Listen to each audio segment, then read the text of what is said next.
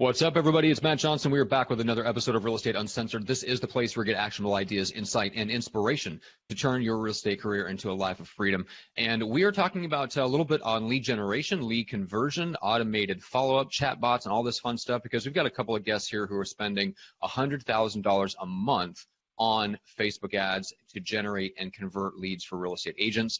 And they've got a deep background in lead generation, lead conversion, ISAs, building ISA teams, and running effective Facebook ads. So we'll jump in with them here in just a quick second, but I think you guys are going to get a ton out of this episode. So with that being said, we've got the Junior Grandmaster is here. We've got the Volpenator here with us. We've got everybody with us. We've got a bunch of people on this particular episode. We'll try to limit the crosstalk as much as we humanly can. But first of all, the Junior Grandmaster is in the co-pilot seat where you so belong. Greg McDaniel, what's up today? Matt Slick Hair Johnson. What's going on, buddy? That's what they call me. That's what they call me down at the casino. That's your street name? It's your right. thug life name? Exactly. Man, it's a Friday. It's raining up here. It's beautiful. I love rain. But the cool thing is I just came back from everyone who's watching this. I came back from the Women's Council of Realtors of the Delta Division, and the second year that they had invited me out to just speak at it's called OBAR, at their event, and had a great crew of people in there talking about lead generation, videos, calls, doors, scripts, websites, everything. So it was a blast. So any of you guys that listened to this, thank you for having me. It was a pleasure to come talk with everybody. But with Zach and Shane, man, I think some of the stuff we're going to talk about today with bots and kind of what they're doing is legendary. I was just sitting here in the pre-show just going, no shit, man, tell me more. Really? Cool. So I hope you guys are going to get the same thing. Matt's giving me a weird look for some reason. But you guys, welcome to the show. You guys are not in the same place. Where are you guys located right now? Shane, where are you? And then Zach, where are you? So, I'm actually traveling. I'm from Toronto, Ontario, and I'm traveling to Ottawa today. So I'm actually in Ottawa for the weekend here. Nice. Very nice. Cool. Zach, beautiful there. Where are you? I am in Savannah, Georgia. Oh my, oh my, oh my. I love Georgia. And Zach, we've had you on the show before. Tell us a little bit about how you guys ended up partnering up, because you were kind of both operating in similar spaces, and now you've joined forces. We're going to talk about that for just a quick second. Yeah, so last time, I think it was almost exactly a year ago that I was on the show with you guys before, talking a lot about chatbots, and Shane and his business partner, we all had been speaking for probably, a year and a half, helping each other out. And about 4 months ago or so, we just all came to the conclusion that it would make the most sense to join forces.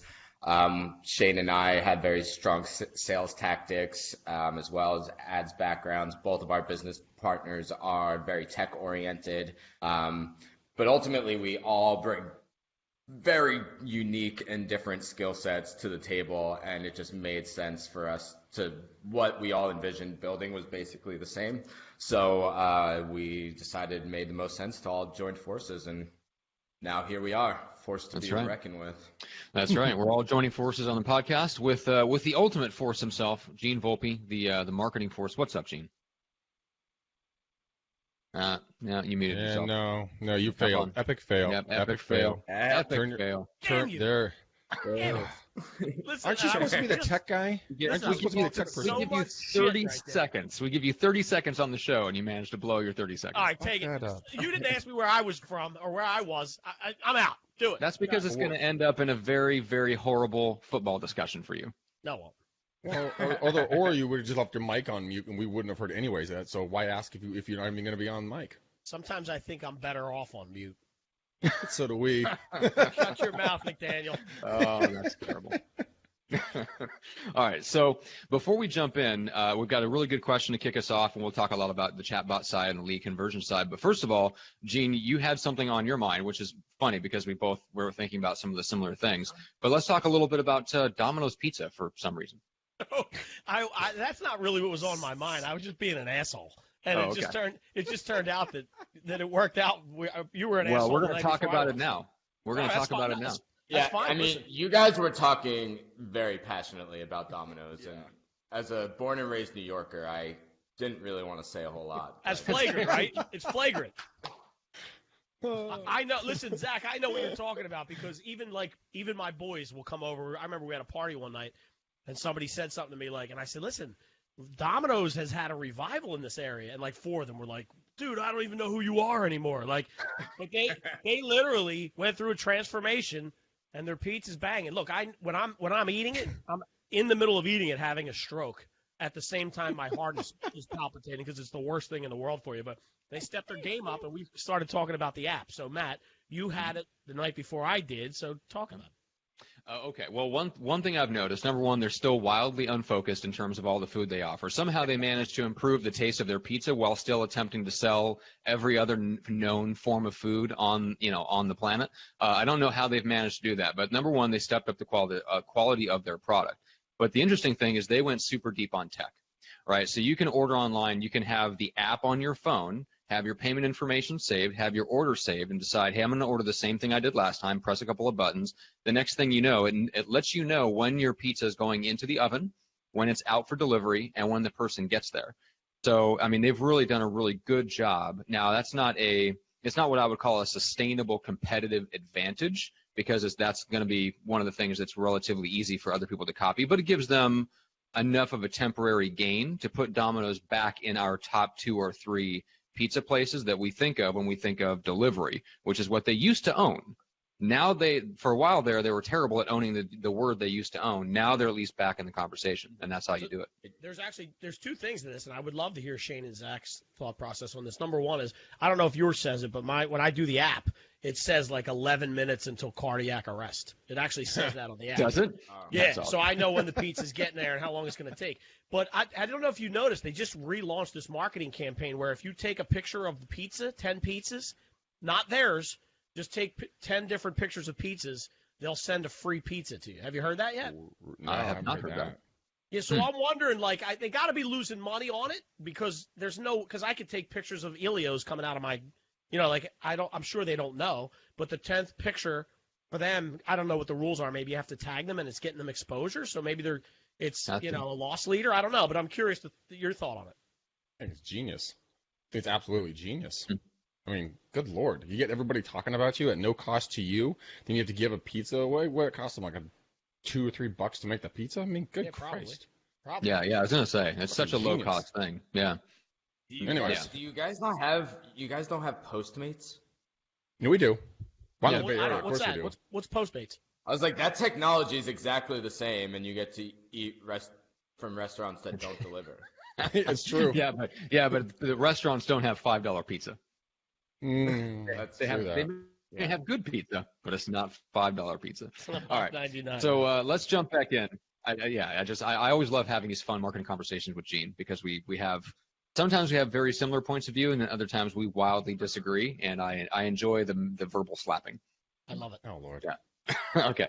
So we got a good question here. This is from Brandon Jones in the Lead Gen Description Objections group. He says, what are some unique lead gen techniques that you use besides door knocking, cold calling expireds? Think outside the box. So Zach, let's start with you because I think this is pretty much on every agent's mind right now.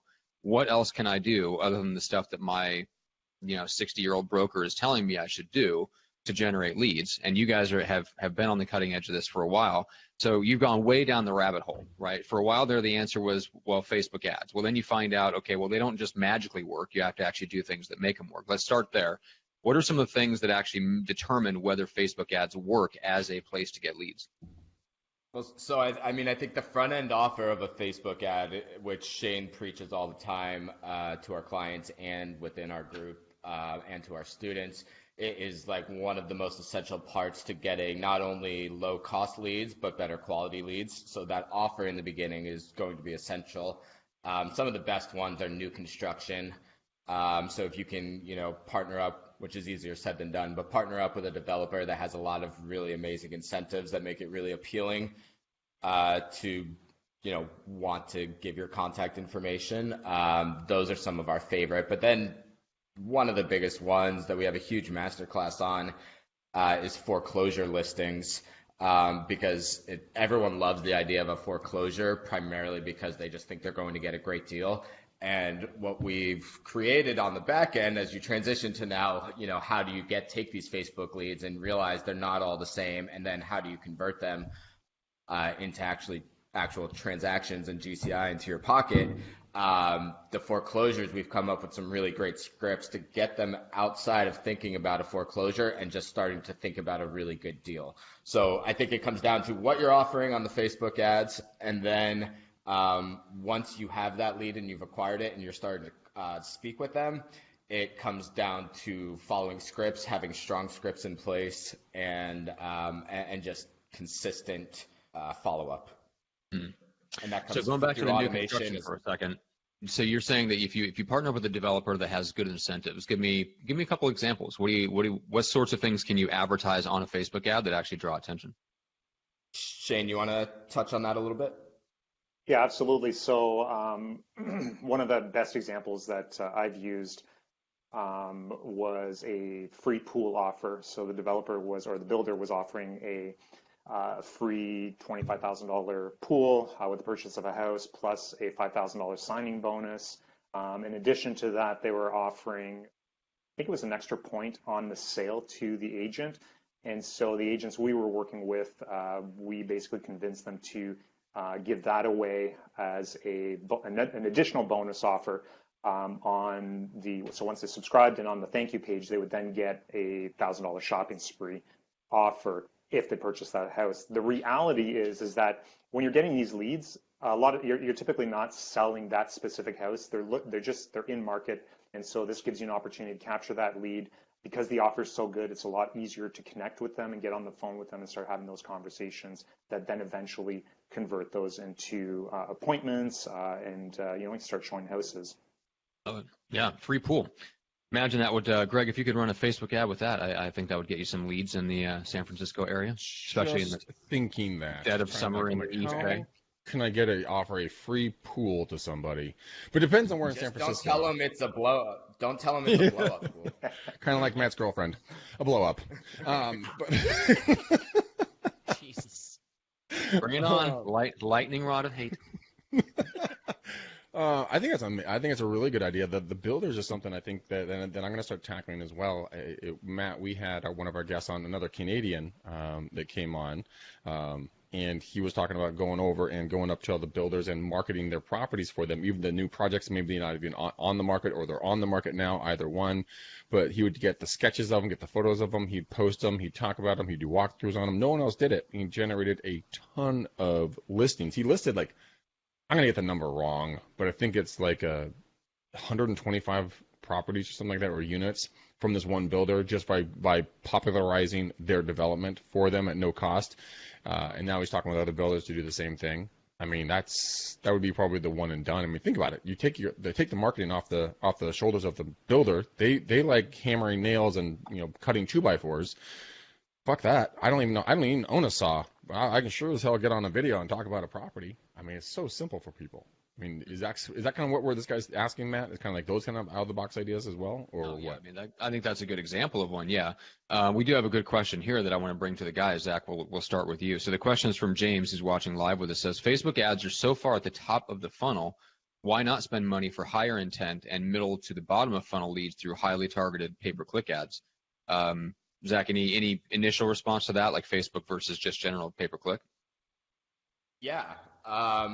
I think the pay-per-click is just very, very lower into that funnel of intent. And you're going like a hair, like a baby's breath, lower. Yeah, exactly. Right. I mean, if a Facebook lead is 6 months out, the PPC click is going to be maybe 5 at best, and you're going to pay 5 times the amount, oftentimes a lot more than that.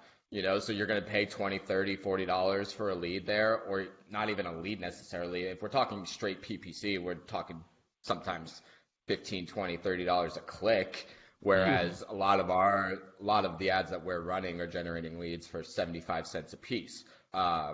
So the math just doesn't make sense. And I mean, if you look nationwide and in Canada as well, in terms of just straight conversion on online leads, the industry standard is 1% or slightly above 1%.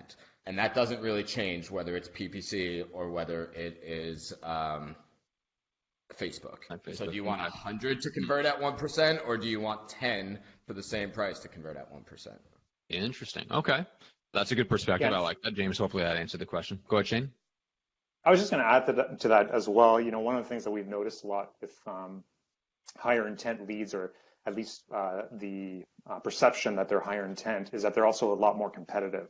Somebody that goes to Google and starts searching, for an agent within a specific community, and they go to that website, they log in, they register, do whatever they do, then they go to Zillow, then they go to Realtor.com, and then they go to another site, and by the end of the day, they're signed up to 10 different lists. On Facebook, what we're noticing is that although they might be a little bit higher up in the funnel, they're not as competitive. So a lot of times, because they're 3 months or 6 months out, usually when you're contacting them, they're not working with another agent. And so, you have that advantage, so that if you can get in front of that lead before anybody else can, and physically in front of them, then you probably have a much greater chance of closing them. Okay. Yeah, James clarified with a quick comment. Says, my strategy with PPC is highly targeted at specific neighborhoods, so you do get folks way down the funnel. And that's awesome. If that's the experience where you can drill down to a specific neighborhood and get people that are further down the funnel, I'm glad it's worked for him. I've never heard of that universally working for anybody that I know of, including my guy Jeff Cohn, who runs, tens of thousands of ads, dollars in ad spend in Omaha, where there's all kinds of neighborhoods where people do search for the neighborhoods specifically, because I helped him actually put together a video series that walked through every single of the top 100 neighborhoods in Omaha. There's just not enough. There's not enough search traffic in every city by specific neighborhoods to where you can get that granular. At least that's the impression I get. Zach, does that sound about right? Yeah, and I mean, long tail keywords in terms of PPC is a great strategy, but it's exactly what you said. The longer that tail of that keyword becomes, the less people that are searching it. So if you're in a hot market and your only goal is to farm out that neighborhood, then great. It's probably a great strategy for you. But also, everyone's goals vary significantly. We were just talking to a woman yesterday that's signing up with us. She's a solo agent, second year as an agent. She did 110 sales last year by herself. If you're trying to do 10 sales, then maybe that strategy, and I'm not saying that's what this guy's doing, but I mean, people have very different goals. Facebook, in our opinion, is the way that you can reach your widest audience the fastest. Right. Well, and let's keep going deeper. So let's move down the funnel a little bit. So we talked, about the role of chatbots in kind of moving people further down the funnel. What are you seeing lately, and what are some of the tweaks and adjustments you guys are making that's working right now versus what maybe was working a year ago? Yeah. So a year ago when we spoke, we were really diving deep into this whole NLP thing, the natural language processing, where it was literally going to, be as much like speaking to a human as possible. And ultimately, we've moved away from that, realized it's not exactly what these leads are looking for, which was nice because, especially from an agent's perspective, it's nice because you're not getting kicked out of this industry, right? It's still forever going to be a relationships style industry, and you have to have that human connection. So we really use the bot as kind of just a top of mind marketing strategy. So initially it's going to ask a couple follow-up questions, get a little bit more information about exactly what that person's looking for, what their time frame is, but then really it's kind of becomes similar to what email drip is for real estate agents. But the only thing that's really nice about the bot compared to an email drip series is that we're really personalizing it and we're making it specific to your city. And it's just as much about the city and about what's going on there as it is about actually real estate. So, and that's how we utilize that bot, is to really, we talk about what's going on in the community, events, restaurants, different charity events that you can go to. And then every once in a while, oh, hey, we're also having an open house, and the bot, because it's not LinkedIn, it's not this, this business platform. People really start to find more value when you're not just trying to slam real estate down their throat and just show them you're a member of this community. Hey, I'm going to message you once a week about some cool stuff that's going on. And then every once in a while, remind you that I'm also a real estate agent. Yeah, and Gene, that's where a strategy like yours comes in, where if you're, let's say you're working with an agent, they're generating that sort of community-based content. They're working with someone like Gene, break that up into all sorts of micro chunks. then they can use something like a bot that's going to keep it, like the bot needs that raw material. The bot can't just reach out and say nothing of value. So the more that you're creating something valuable, you can use the bot to then send that out to the people that you're kind of warming up and nurturing. That's what it sounds like. So Gene, that seems to be kind of your ideal situation for how somebody can generate leads cold online, and then that fits hand in glove with a service like yours that helps them create very small chunks of super valuable content. Yeah, I mean, for sure. I'm just, you got my head going, so I don't even know what to say about it. But yeah, no, seriously, because I'm just trying to think of how you would play that out and exactly what kind of content you would serve them. Zach, good question for you. So if you've got the ability to say, Mr. Agent, hop on video for 10 minutes, give me 10 minutes on X, Y, and Z, and then I'm going to break that up into a bunch of chunks for our bot. What would you ideally like to see? So I'd like to see about, 75% of that content being driven towards your community. So like I said, whether it's about your restaurant, new restaurants popping up, new events going on. So you're kind of like we used to run a page called Hey Kansas City, what's going on? And all it did was just let you know what's going on in Kansas City. And so it's like the same shit, right? Is like you're building a rapport with these people because they're actually going to look forward to this message coming in. And then and so we have several of our clients that make a lot of content consistently, and it's real estate, it's not real estate, and they put videos on their Facebook page, and oftentimes the bot will just be like, hey, I put this post on my page not that long ago, just wanted to make sure you saw it, here you go, and it will they can click on the button within the bot, and it'll just link them right to that Facebook page. So I mean, what the actual content is doesn't really matter. The goal is just to build a rapport and not be like an annoying asshole that's trying to, get these people to sign up with you. So don't be Gene. Okay. Yeah. Can you, when it comes to the bot, Zach, question for you. So here in the Bay Area, we have something called sffunandcheap.com. And you can go there and you can go by different parts of the Bay or the whole Bay or whatever else, different days, and it shows all the fun, either free or cheap things you can do. Can you link something to a bot so you don't have to manually input all this crap? Like it will just auto feed in, like, boom, Saturday, here's your list. Boom, Sunday, here's your list of shit to do. Yeah, 100%. So one of our business partners, Pat Friedel, is just absolute genius when it comes to coding and tech. And so we actually did something very similar in Miami. There's Miami on the Cheap, it's called. And so same idea. It goes to that site. It cloaks the homepage of that site on every Friday, and then just posts it into the bot automated. Nice. Very cool. That's awesome. So you can definitely kind of find some unique ways to leverage general, like someone else's content, or you can repackage it. Like Greg, we've talked about that for a long time. Going to something like that, kind of spitting it back out on camera, and then you can break that into smaller chunks. So I love the idea of just like reaching out, communicating with value. Well, here's another thing. I mean, on oh shit, I'm going to totally blank on the website now. Realtytimes.com. Right. On Realtytimes.com, you can go on there and they have articles in the consumer advice tab. And it's a buyer, seller, new home, mortgage, HOA, and there's like one more. But you obviously link to each one of those, and then to all your buyer leads, bam, here's an article a week. To all your seller leads, bam, here's an article. For all your homeowners that you worked in the past, bam, there's another article, right? And you could do the same thing for your mortgage guys, a guy or gal co-brand on another bot that would push out mortgage information to a potential borrower that is coming from you as the real estate agent, right? You could partner on that at some level. Mm-hmm. Yeah, and I think we'll also see maybe the rise of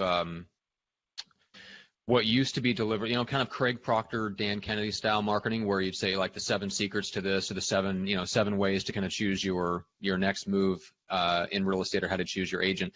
Stuff that then was broken up into email sequences and delivered over the course of a specified amount of time, where they knew they were signing up for small chunks of very specific information, and it was delivered either through the mail or delivered through email. I can see that kind of moving over into bots and getting delivered by Facebook message instead. So Zach, I don't know if you're seeing any of that stuff, but I imagine you're probably experimenting with something like that.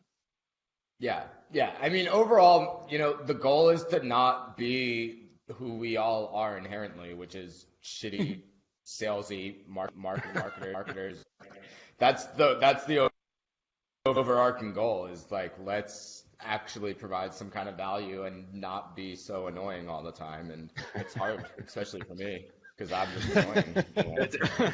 That's hard even for me, really. That's right. The thing is that I think we talk about that a lot, though. I mean, all of us, we are shitty marketers, but we think we're fantastic at it. And Matt and Gene, we've talked about this so many times. We need to build authentic connections and rapport with people, bring value. The law of reciprocity: give, and then you'll be given too. And we don't think about that. I was at the OBAR meeting this morning, and like when I was talking about what to do and how to do it, they were just like, it's like I just hit them in the head with a ball peen hammer. They're like, what? I'm like, yeah, man, you gotta give first. You gotta be of value. You gotta, as Gene, you would say, be the digital mayor of your marketplace. Give. Then they'll come back and ask for something. They'll give you something in return. But we just don't think about it. Why? I mean, is that some sort of psychological defect that we all have as real estate agents? We'll need a lot more than the next 5 minutes of this show. Yeah, I think it's digital marketers and real estate agents. We're all very similar in that, we're really hungry for getting a sale, and we're really hungry for that next commission check to come in. And I think you forget that with both of us, what we do, people have lots of options with the digital marketing company you want to select, and lots of options with the real estate agent that you want to select. And so it really comes down to building a relationship. It's a relationships business, which sucks for me personally, but like, to at least understand that that's what it is. Yeah, because we're grappling with how do you scale relationships, which is not an easy thing to do. That's the problem.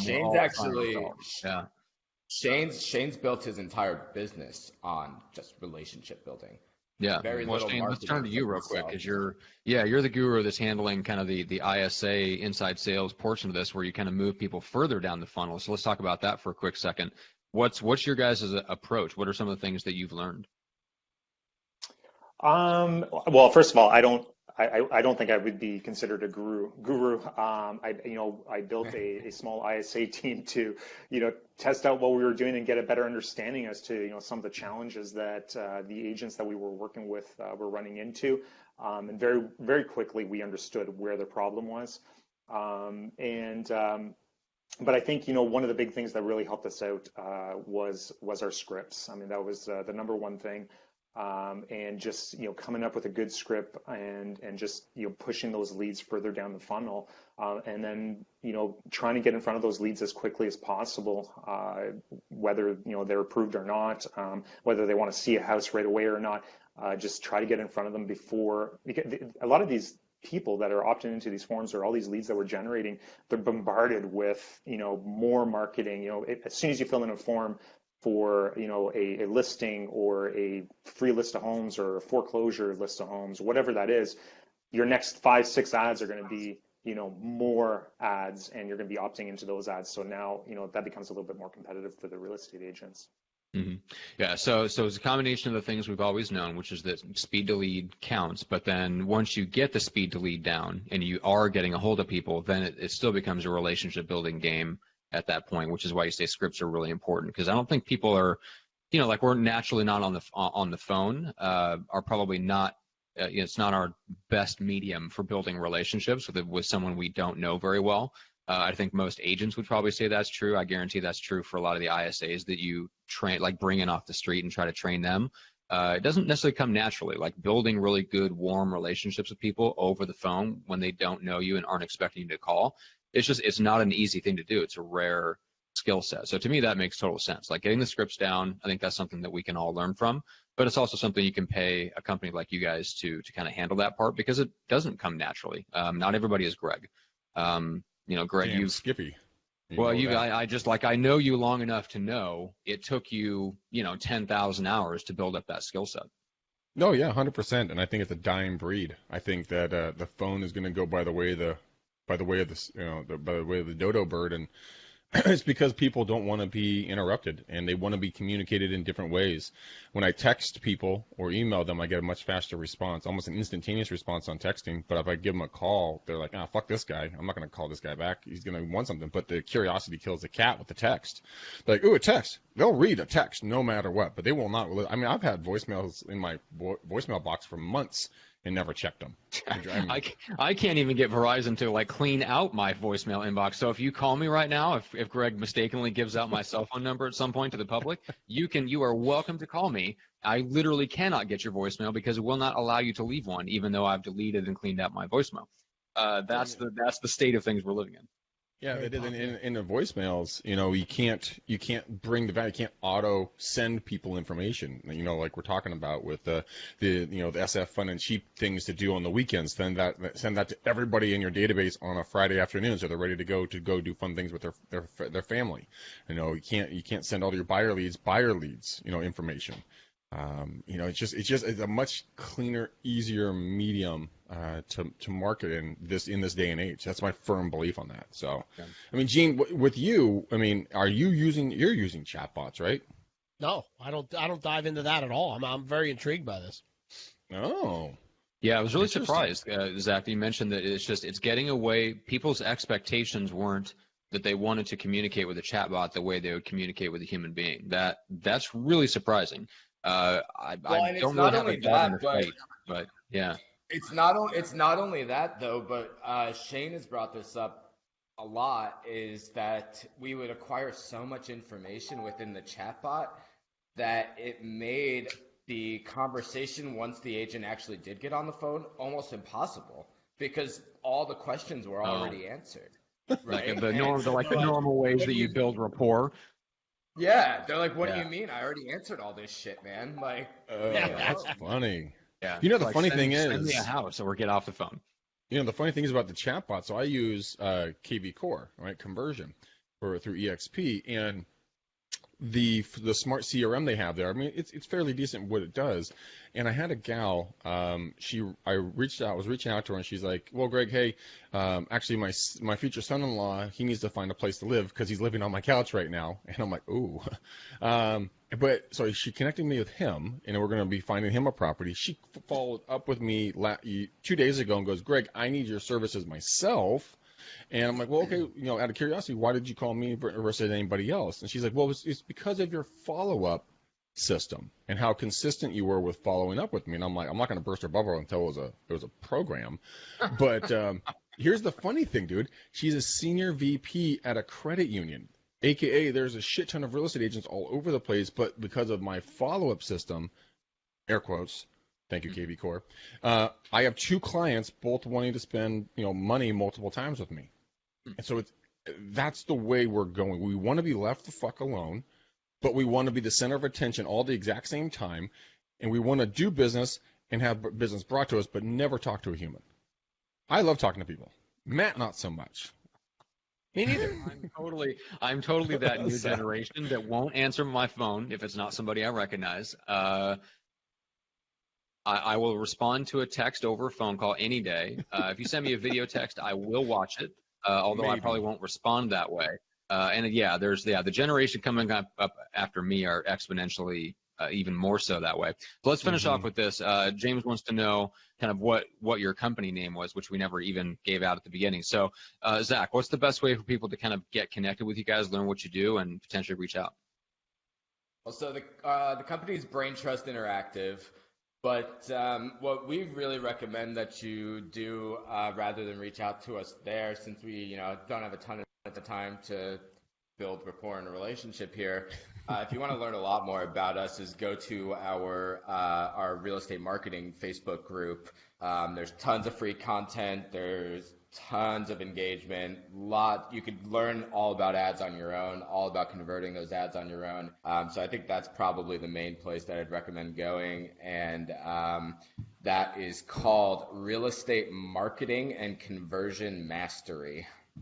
Nice. And I actually applied, and you guys have accepted me into your group. I feel very privileged. Yeah. I'm a cool kid now. That. And we do something which, Greg, you might like. Every Thursday, we do something called Whiskey Thursday. Oh, yes. Starts at 9 o'clock Eastern. Greg, we might have to have you on there. Okay. Every Thursday, we bring on a different guest at 9 o'clock Eastern, so 6 o'clock your time. And the headline of it is we get our guests drunk so they reveal all their secrets. So, my rubber arm just got twisted. I'm in like Flynn. No That's right. problem. Everything except the 6 o'clock. It's 6 o'clock a.m., I'm assuming, right? No, PM. No. Oh, is it PM? PM. All right, good. I was going to say, it's early in the morning for a drink, but like 9 p.m. Eastern sounds a little late. So, all right, but that makes much more sense. So, Greg, there you go. 6 o'clock Pacific. You're already having a nice cocktail anyway. You might as well throw some bullet in there and show up. Boulet. Boulet. But I'll have beers and calls at 4:30, then whiskey at 6. Perfect. Right. Exactly. And a hangover on Wednesday. Good way to end the day. And Greg, I get wasted. I notoriously get so wasted that we have to delete the lives. So, White guy wasted. This is going to be awesome. That's great. Whiskey Tuesdays. And by the way, Greg, it is bullet. How dare you? I looked it up just to make sure I wasn't off. Just to make sure. I'm like, I'm pretty sure. Like every bartender I've ever asked for has called it that. So all right. Yeah. All right, let's do this. Gene, what's the best way to reach out to you? If you don't know it by now, you better ask somebody. GeneVolpe.com. That's right. If you want more exposure, especially if you want to do what we talked about, which is create content and then split that up into micro chunks that are then promoted and boosted all over the place on social media, not only just to get more exposure in general, but if you want to experiment with something like Zach and Shane's company, where you have an ability to send things out through a chatbot, make sure to get connected up with Gene as well, and he can help you kind of break up, like create the content, break up the content into micro chunks. Greg, how do they get connected with you? Very, very easy, guys. I want you to go to bookmcdaniel.com. Again, it's all right next to my name right now. If you're watching this, if you're listening to this, bookmcdaniel.com. Look, it's 30 minutes of your life. I can't give it back to you, but I can make it entertaining. Let's talk about EXP. Let's talk about, what the tribe that Matt and I are building, what you guys, the value adds you'll get with us. I'll sit down and I'll show you mathematically how you'll make more money by being a part of EXP, and how the connections will benefit you that Matt and I have that we can connect you with. Like we can connect you to Shane and Zach. If we wanted to talk about bots, if we guys are looking to build something, if you want to talk about marketing, I've given a ton of people over to Gene. So go to bookmcdaniel.com, find 30 minutes. Let's talk about EXP, and let's just see, if it's the right fit for you. So that's how they get a hold of me. And then Matt, they give us a 15-star review on what site? That would be, well, it's not 15 stars. You can give us a 5-star review on Apple Podcasts or iTunes. Guys, do it right now if you're watching. There's a bunch of people watching live and just commenting on how good the content was, so we appreciate it. Make sure to give Zach and Shane a shout-out in the review. So if you really enjoyed their episode and you leave us a review, make sure to mention those guys in it. Thank them for their time and their contribution. So with that being said, guys, thanks to all of you for being on the show. Thanks to all of you who are listening. Gregory. Matthew. What? We need a bow color. We need a color for the bow that we shall tie around this. I'm going to go with a lovely palm tree green because that's just what I'm looking at outside my window. Palm tree green. I don't know if that's an actual shade of green, but I'm going to invent it. It's a multicolor. Okay. Yeah. Okay, it's a palm. I have palm trees here too. So it's palm tree green on the bow. Guys, thanks for watching. Thanks for listening. Thanks for tuning in. We love you. We want to support you. We hope that what our content that we deliver on these shows is value add, and hope you guys will go put it into your business. Don't have shelf assurance by listening to it, putting it on a shelf, and being sure that it's there. I want you guys to be action-packed individuals. So, you know what? We love you guys. I love you. Matt made all of you. His heart of coal is starting to shrink, so we're wearing him down. One day he will be a real boy too. Until next time, guys. Peace out, ninjas. We're gone.